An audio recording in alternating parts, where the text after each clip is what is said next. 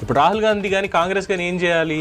షాహిద్ ఆఫ్రిది నోరు మూసేలాగా, ఒరే వెధవా, మీ వాళ్ళు చేసినటువంటి పనికి అక్కడి నుంచి వచ్చి ఇదిగోరా ఇచ్చేశారు, భారతదేశాన్ని ఎప్పుడు కబళిద్దామా అని చూడడం తప్పితే నీ బతుక్కేమీ లేదు, కనీసం నీ దేశంలో పౌరులకి తిండన్నా పెట్టుకోగలుగుతున్నావురా నువ్వు, రైతులను ఏ విధంగా చూసుకుంటున్నావు అని చెప్పి ఎవడన్నా అడగగలుగుతున్నాడా పాకిస్తాన్ గురించి?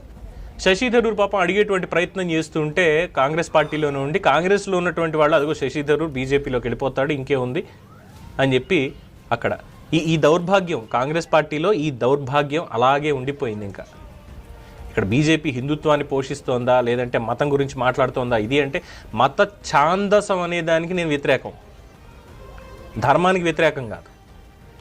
నా మతం మాత్రమే గొప్ప అని ఎవడన్నా మాట్లాడితే పొళ్ళు రాలగొట్టుబుద్ధి అవుతుంది. ఒకవేళ అలాంటిది నేనే మాట్లాడుతాను అనుకోండి, నా పొళ్ళు రాలగొట్టించుకుంటాను నేను కూడా, అందులో మొహమాటం లేదు. భారతదేశం అంటే భిన్నత్వంలో